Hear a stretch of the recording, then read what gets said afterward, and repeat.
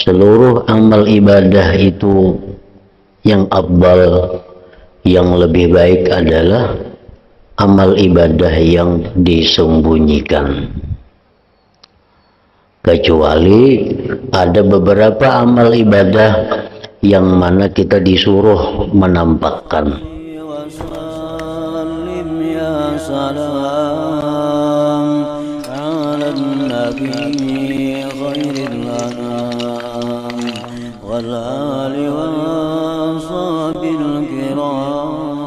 Bismillahirrahmanirrahim. Alhamdulillahirabbil alamin. Wassalatu wassalamu ala asyrafil anbiya wal mursalin Sayyidina wa maulana Muhammadin wa ala alihi wa sahbihi ajma'in.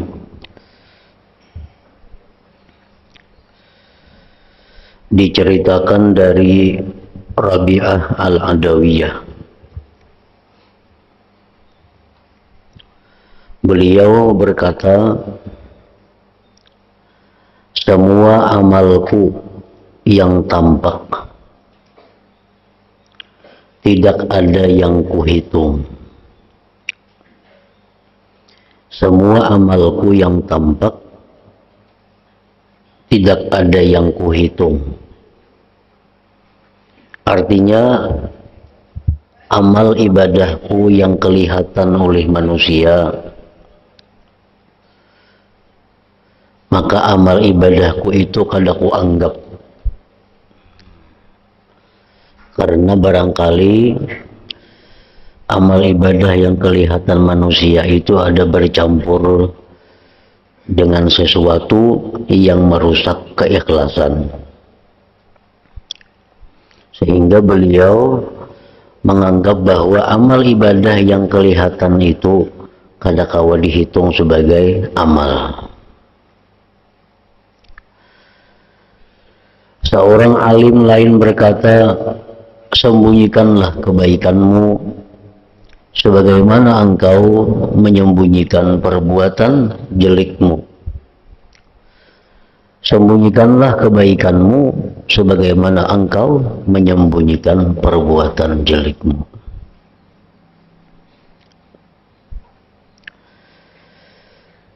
Ada lagi yang lain berkata, jika engkau dapat menyembunyikan amal baikmu, lakukanlah. Nah, oleh karena itu, bahwa seluruh amal ibadah itu yang afdal, yang lebih baik adalah amal ibadah yang disembunyikan. Kecuali ada beberapa amal ibadah yang mana kita disuruh menampakkan. Seperti contohnya melakukan amal ibadah yang sifatnya adalah kewajiban. Nah, amal ibadah yang sifatnya itu kewajiban, itu kita disuruh untuk menampakkan. Seperti sembahyang fardu contohnya. Nah, sembahyang fardu itu kita disuruh berjamaah. Karena sembahyang fardu itu sedikit sekali kemungkinan datangnya riya. Sebab semua orang melaksanakan sembahyang fardu. Nah, demikian pula halnya seperti zakat. Zakat itu kita disuruh menampakkan. Karena apa? Karena kalau zakat itu tidak kita nampakkan, barangkali kita akan disangka orang karena kada berzakat. Nah, itu contoh amal-amal yang kita disuruh menampakkan. Kalau ibadah-ibadah sunat, ibadah-ibadah yang sifatnya kada wajib, itu lebih baik disembunyikan. Karena lebih aman daripada datangnya hal-hal yang merusak ibadah itu.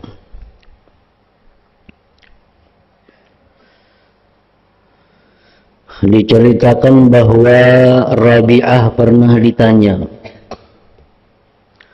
terhadap apakah engkau sering harapkan dari Allah? Terhadap apakah engkau sering harapkan dari Allah? Artinya pian itu nang rancak berdoa lawan Tuhan minta apa? Minta apa? Beliau menjawab, terhadap sebab keputusasaanku dari sebagian besar ibadah.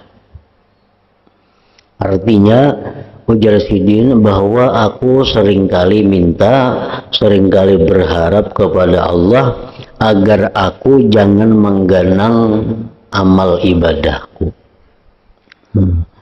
Minta kepada Allah jangan mengganang, mengingat-ingat amal kebaikanku. Itu yang ku minta kepada Allah.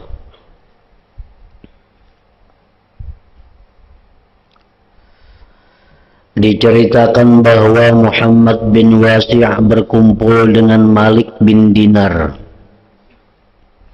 Malik berkata, ada kalanya taat kepada Allah atau neraka. Muhammad menyahut, ada kalanya rahmat Allah atau neraka. Nang pas itu adalah rahmat Allah atau neraka. Artinya apa? Orang itu mati antara surga atau neraka. Neraka itu sudah jelas dengan sebab kita maksiat kepada Allah. Sedangkan surga, dengan apa kita masuk surga? Orang ke neraka itu sudah pasti karena maksiat lawan Allah. Kalau orang masuk surga, kada lawan ibadah, kada lawan taat, tapi dengan rahmat Allah.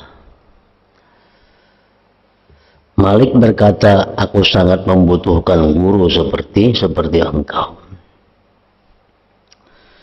Diriwayatkan dari Abu Yazid Al-Bastami rahimahullah, beliau berkata, diriwayatkan dari Abu Yazid Al-Bastami rahimahullah, beliau berkata, aku merasa sulit beribadah selama 30 tahun. Lalu aku bertemu seseorang yang berkata kepadaku, hai Abu Yazid, gudang simpanan Allah penuh ibadah. Jika engkau ingin usul sampai kepadanya, hendaklah engkau menampakkan kehinaan dan kefakiranmu di hadapan Allah. Artinya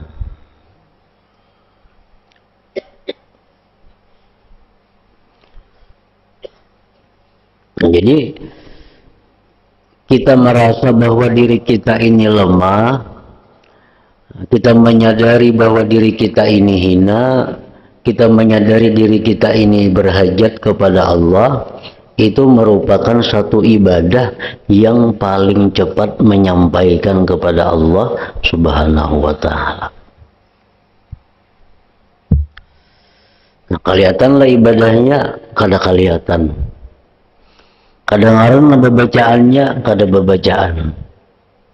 Cuma di waktu kita menyadari bahwa kita ini kada pintar, di waktu kita menyadari bahwa kita ini banyak dosa, di waktu kita menyadari bahwa kita ini hina, di waktu kita menyadari bahwa kita ini adalah orang yang sangat berhajat kepada Allah, nah di waktu itulah kita mendapatkan pahala yang besar di sisi Allah Subhanahu wa ta'ala.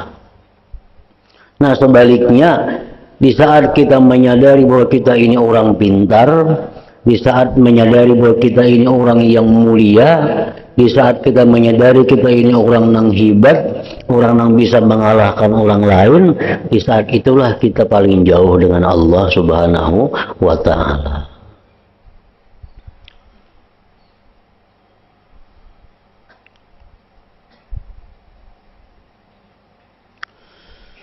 Aku juga pernah mendengar Al-Ustadz Abdul Hasan menceritakan dari Al-Ustadz Abdul Fadli yang berkata,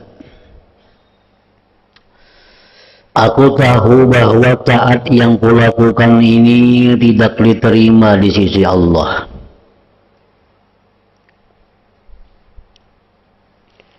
Abul Fadli berkata, aku sadar tahu bahwa taat yang kulakukan selama ini karena diterima Allah.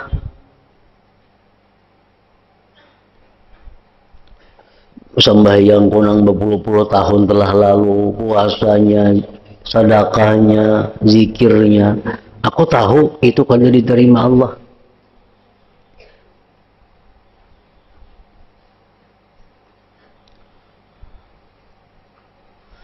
Lalu ada yang menanyakan tentang arti ucapan itu.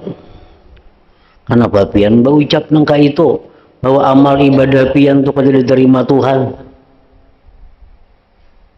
Sagenapa pian beribadah? Maka beliau pun menjawab, aku tahu apa yang perlu untuk melakukan ketaatan supaya perbuatan itu diterima Allah oleh Allah Ta'ala. Dan aku tahu bahwa aku tidak mampu memenuhi apa yang diperlukan itu. Kenapa aku tahu amal ibadahku itu diterima Allah? Karena aku tahu amal ibadahku itu kali cukup syarat untuk diterima.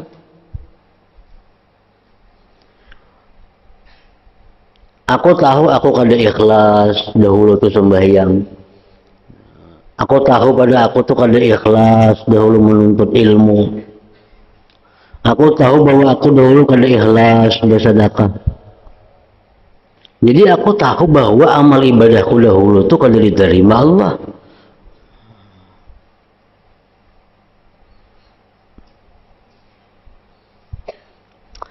Jadi aku berani memastikan bahwa taatku ini tidak diterima.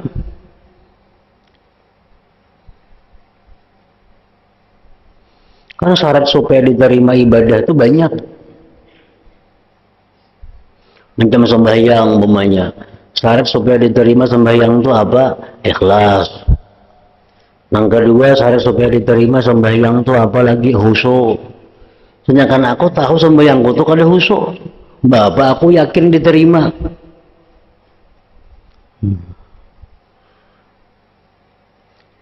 Nyata-nyata aku tahu sembahyangku tuh kada khusyuk, sedekahku tuh kada ikhlas. Maulah aku yakin diterima. Syarat untuk diterima tuh kada cukup. Ditanyakan lagi, kenapa engkau kerjakan juga?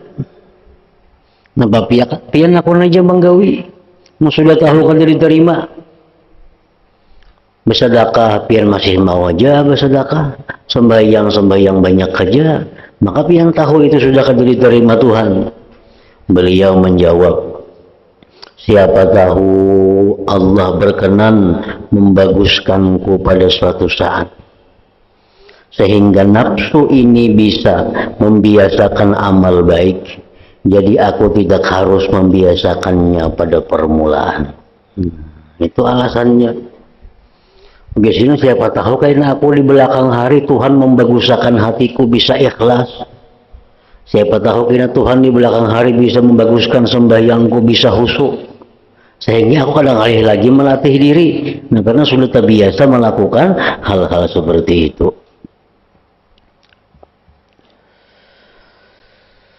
Nah, inilah keadaan para ulama besar. Inilah keadaan para ulama besar. Para wali-wali. Orang-orang yang ma'rifat. Orang-orang yang dekat lawan Tuhan. Ternyata mereka itu merasa seperti yang demikian tadi. Orang-orang yang ahli mujahadah, memerangi nafsu, ahli menghadapi perkara yang mengkhawatirkan dan maju dalam masalah agama.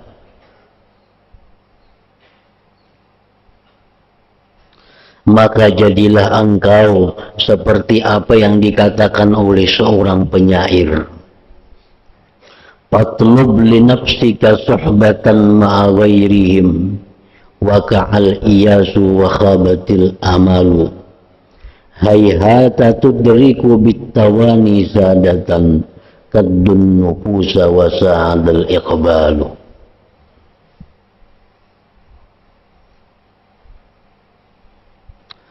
Artinya, carilah untuk dirimu teman selain mereka. Nah, maksudnya carilah dirimu itu kawan selain manusia.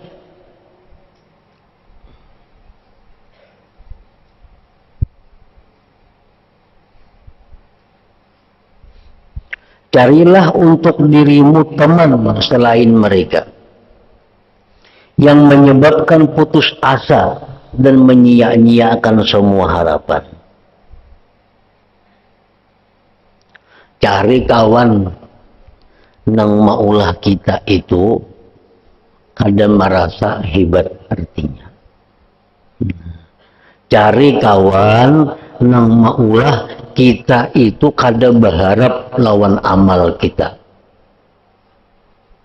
Cari kawan nang maulah kita ini merasa bahwa kita ini kada punya amal yang bisa diandalkan di sisi Allah.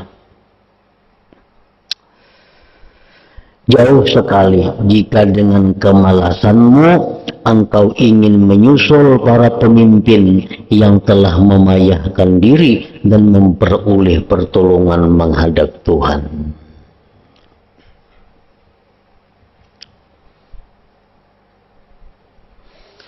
Kemudian Imam Ghazali berkata, aku hendak menetapkan, membuat artinya di sini sebuah hadis yang diriwayatkan dari Nabi Muhammad sallallahu alaihi wasallam, dan hadis tersebut telah aku sebutkan dalam banyak kitab. Diriwayatkan dari Ibnu Mubarak rahimahullah dari seorang laki-laki yaitu Khalid ibnu Ma'dan, bahwasanya Khalid berkata kepada Mu'adz, ceritakanlah kepadaku sebuah hadis yang engkau dengar dari Rasulullah sallallahu alaihi wasallam serta engkau hafal dan selalu ingat setiap hari mengenai kekerasan dan kelembutan beliau. Jadi Khalid bin Ma'dan ini minta kepada Mu'adz. Mu'adz ini sahabat Nabi.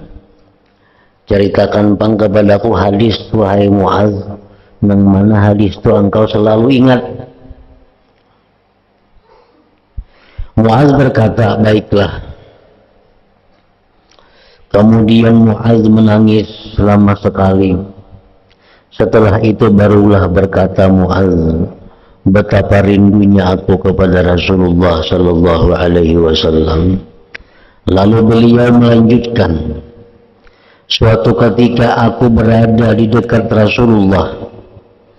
Tiba-tiba beliau mengajakku naik unta dan aku membuncing di belakang beliau.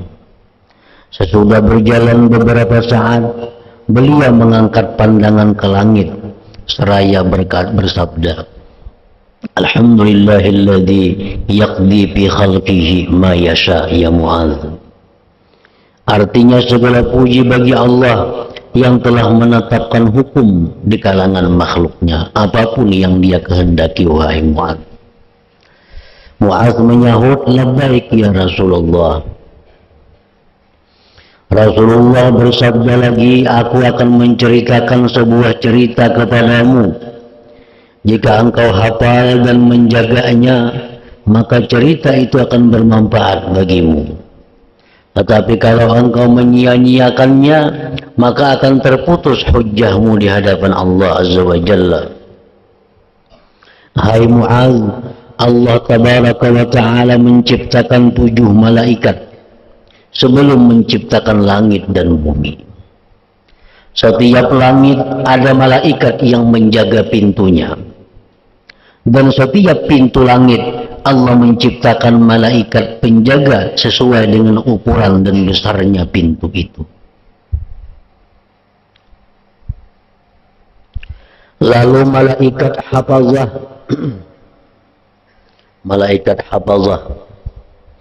malaikat yang bertugas mencatati urusan amal-amal kita.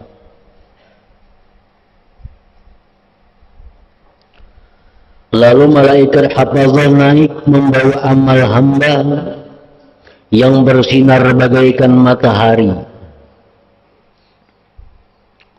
Ketika sampai di langit dunia, langit pertama,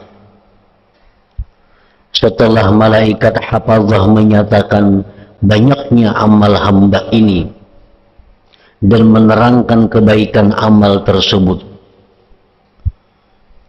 malaikat penjaga langit dunia, langit pertama, berkata kepada malaikat hafazah, hantamkanlah amal ini kepada orang yang mengerjakannya. Aku adalah penjaga gibah hamba. Aku diperintahkan Tuhan agar semua amal orang yang membicarakan jelek saudaranya tidak boleh melewati kepada selainku.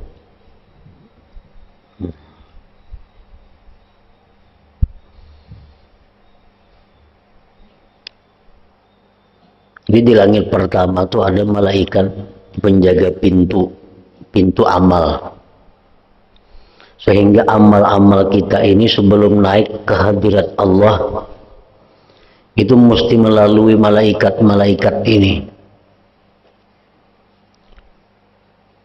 Malaikat penjaga langit pertama itu tugasnya menyeliksi amal-amal yang kawan dilanjutkan ke langit kedua. Dan yang diseleksi oleh malaikat langit pertama ini adalah tentang gibah, tentang menggunjing orang. Bila orang yang beribadah ini menggunjing orang, belum lagi tobat daripada menggunjing itu, lalu dia beribadah, maka ibadahnya itu kadang akan bisa naik ke langit kedua, dimulikakan oleh malaikat langit pertama. Kita misal hari ini menggibah orang, menyambati orang, menyambati kejelikan orang, maka kita kada tobat lagi dari itu, kada tobat. Nah, maka amal ibadah kita yang sesudah gibah itu kada bisa naik, kada bisa naik.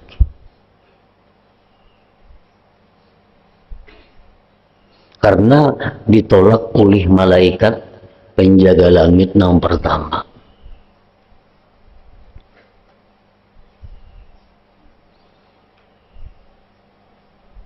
Aku adalah penjaga gibah hamba. Aku diperintahkan Tuhan agar semua amal orang yang membicarakan jelek saudaranya tidak boleh melewati kepada selainku. Makanya tadi kita mendengar perkataan Abdul Fadli tadi, Mujasidin amal-amal kurang dahulu itu kalau diterima Tuhan karena banyak hal-hal yang aku ketahui yang mencegah diterima.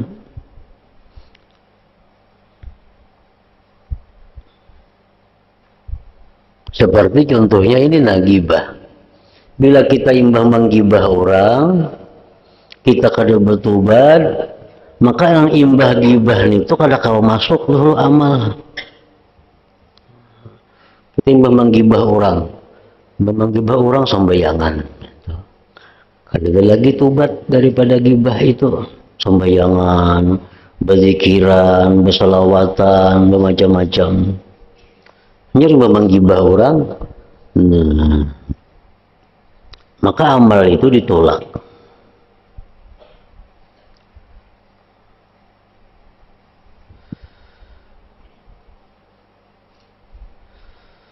Pada hari yang lain, malaikat hafazah naik lagi membawa amal salih yang mengandung nur, cahaya, dan dianggap baik oleh malaikat hafazah.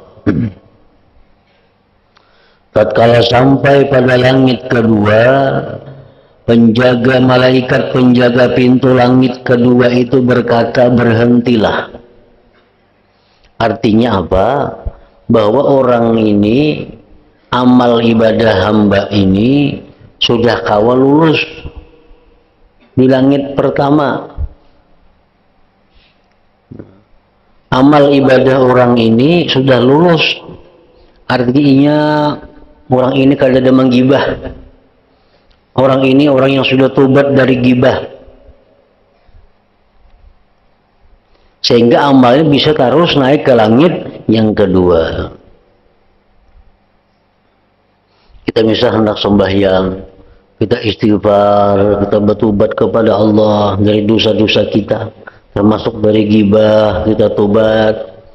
Nah, hendak beribadah, kita tobat kepada Allah, sehingga amal ibadah kita ini bersih daripada gibah, sehingga bisa naik ke langit pertama, lulus. Sampai di langit yang kedua itu, malaikat penjaga langit kedua berhenti, singgah dulu. Nah, diperiksa, sudah lulus daripada langit pertama. Lalu ujar malaikat penjaga langit yang kedua ini, pukulkanlah amal itu pada orang yang beramal. Pukul. Karena orang itu mengharapkan agar memperoleh harta dunia dengan amalnya. Orang ini bujurai beribadah, cuma ibadahnya itu supaya dihargai orang dengan harga dunia.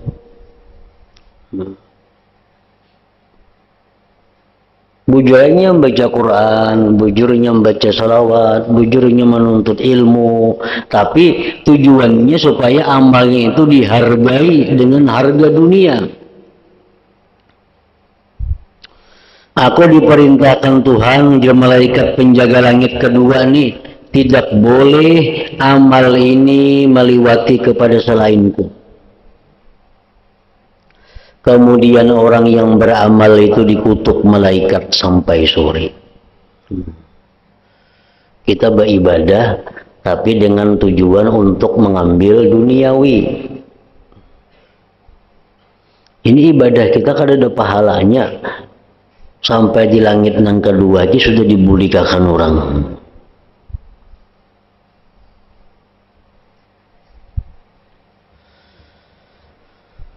Pada kali ini malaikat hafazah naik membawa amal hamba yang cemerlang berupa sedekah, puasa, dan banyak lagi amal baik. Malaikat hafazah menganggap amal itu banyak dan bagus.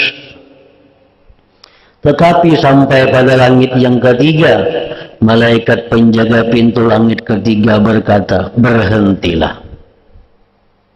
Berarti orang ini sudah baik amalnya. Menggibah orang kada, buktinya bisa lulus di langit pertama. Inya kada mencari dunia dengan ibadahnya kada bisa lulus, sehingga naik sampai ke langit yang ketiga. Sampai di langit yang ketiga diperiksa siapa garang ngampun amal nih, ngampun amal nih bulan bin bulan. Diperiksa malaikat. Bulan bin bulan itu orangnya bujur, orangnya kada menggibah, orangnya beramal kada mencari harta. Diperiksa lagi, ujar malaikat penjaga langit yang ketiga, pukulkanlah amal itu kepada orang yang beramal. Aku adalah penjaga kesombongan. Aku diperintahkan Tuhan supaya amal orang yang sombong tidak diperbolehkan melewatiku. Orang yang beramal itu takabur terhadap orang banyak di majelis mereka.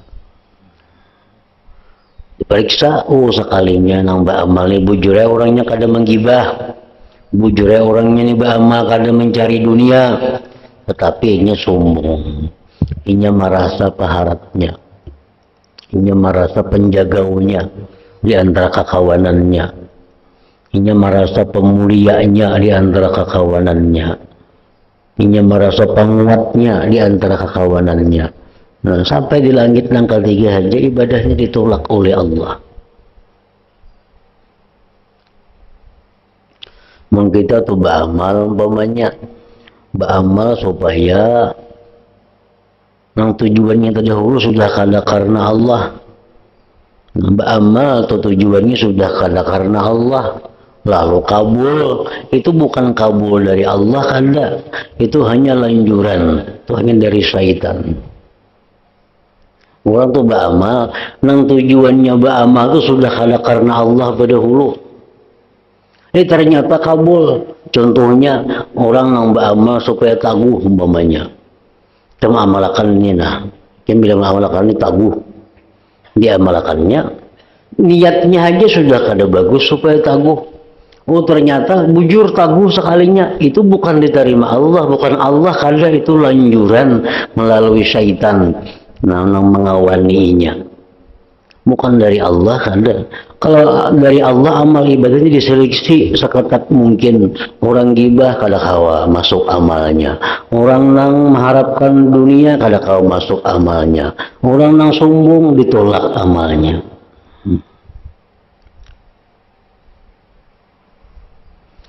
Aku diperintahkan Tuhan supaya amal orang yang sombong tidak diperbolehkan melewatiku. Orang yang beramal itu takabur terhadap orang banyak di majelis mereka.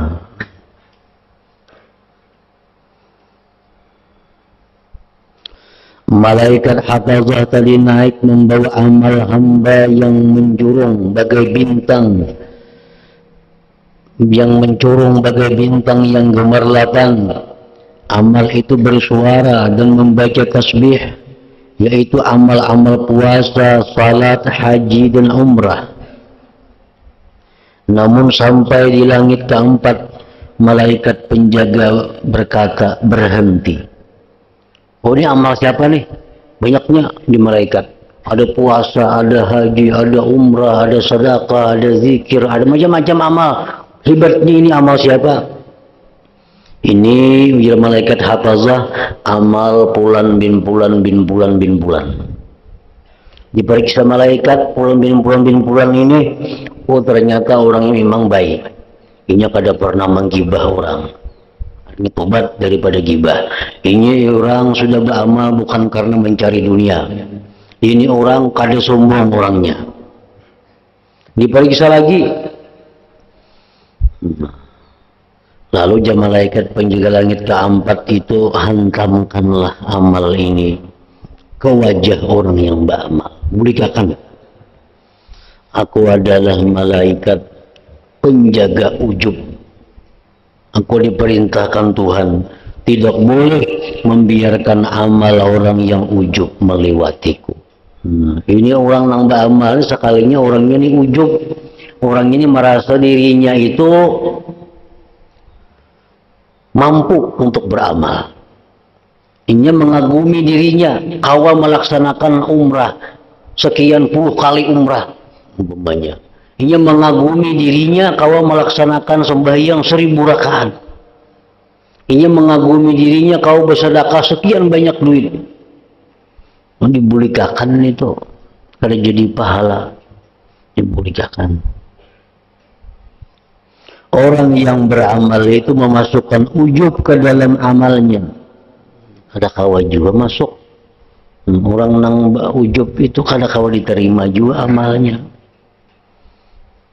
Nah makanya amun kita renungi bujur-bujur apa yang dikatakan oleh ulama tadi itu bujur. Asa kada diterimanya amalku dahulu tuh. Amalku dahulu tuh asa kada diterima. Kenapa kali cukup syaratnya? Ujub ada, sombong ada, gibah ada.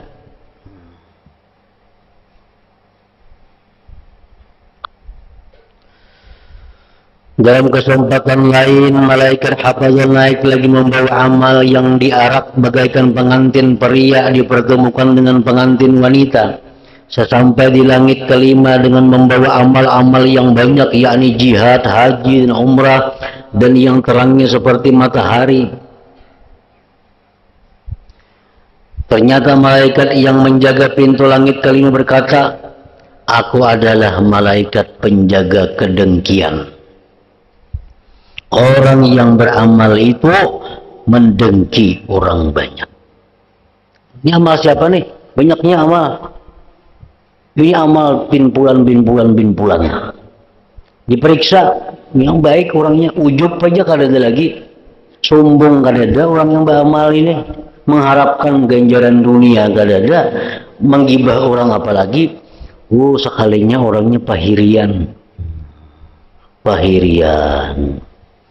Kalau kamu lihat kawan pina maju sakit hati, pina nyambati macam-macam.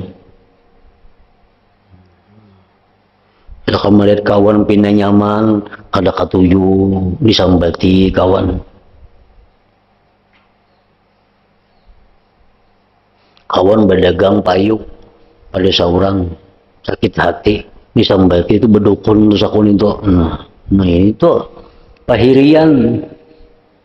Sampai pada bewarung saya kong payo berdukun itu. Sampai di langit nang kalima ama orang nangka ini nih nang pendengkian nih dibuligakan juga. Orang yang beramal itu mendengki orang banyak berkenaan dengan nikmat yang diberikan Allah dari anugerahnya. Orang itu benci terhadap apa yang menjadikan keridhaan Allah. Aku diperintahkan Tuhan untuk tidak membiarkan amal orang itu melewatiku. Ada kawa juga.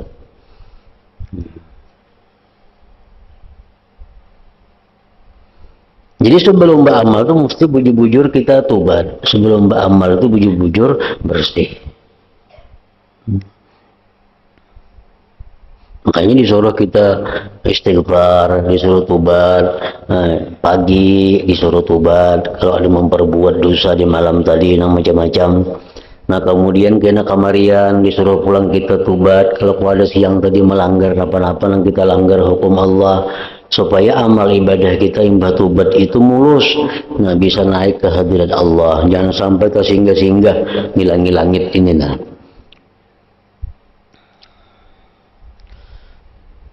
Malaikat hafazah naik membawa amal pulang yaitu wudhu yang sempurna, salat yang banyak, puasa, haji dan umrah hingga sampai ke langit ke-6. Penjaga pintu langit ke-6 berkata, aku adalah malaikat yang menjaga rahmat Allah. Pukulkanlah amal itu kepada orang yang beramal. Orang itu sama sekali tidak mempunyai balas kasihan kepada manusia. Oh hebatnya ini amal. Dia malaikat penjaga langit ke-6 nih, sampai bisa naik ke 6 tingkat sudah parak sampai dah 6 sudah diperiksa. Kada kabulikakan bujur ya orang ini, orangnya kada suah dengki, orangnya kada suah ujub, orangnya kada suah sombong, orangnya kada suah mengharapkan dunia, orangnya kada suah menggibah orang bujur, tapi orang ini kada pengasianan.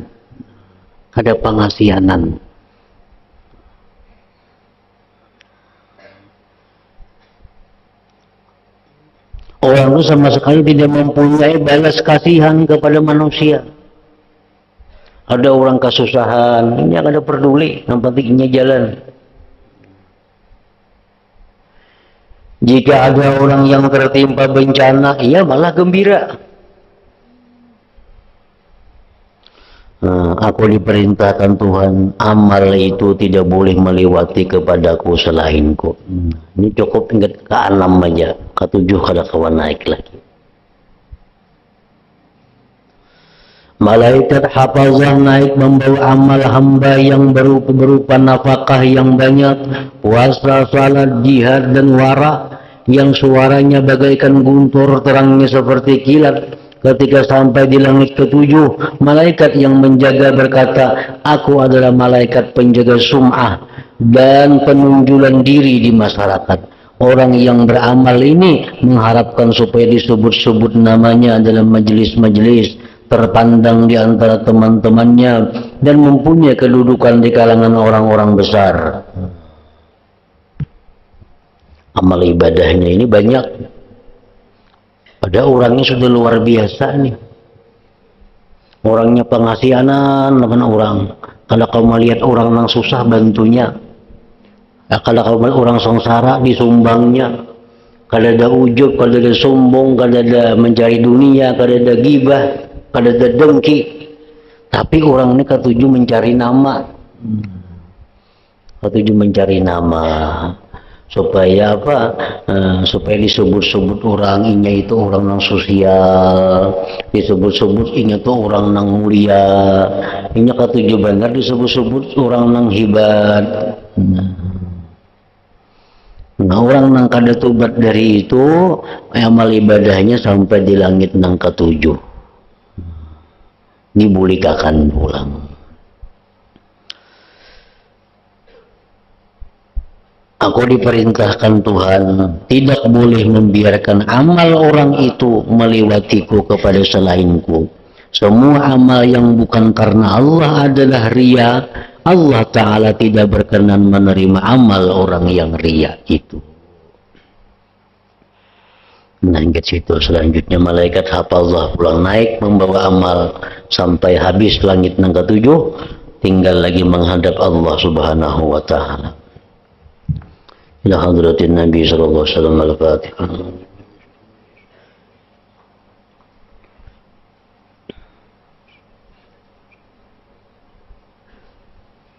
Bismillahirrahmanirrahim. Alhamdulillah rabbil alamin. Allahumma shalli wa sallim ala sayyidina Muhammad wa alihi wa sahbihi ajma'in. Allahumma ighfir lana ma akhta'na wa ma tahammadna wa ma asrarna wa ma alanna wa ma asrarna wa ma anta a'lam bihi minna antal muqaddim wa antal muakhir la ilaha illa anta. Allahumma nafa'na bima 'allamtana wa 'allimna ma yanfa'una wa zidna fahman wa ilman wa 'amal wa huda wa tawfiqa bi rahmatika ya arhamar rahimin. Sallallahu alaihi wasallam Muhammadin wa alihi wa sallam. Alhamdulillah rabbil alamin.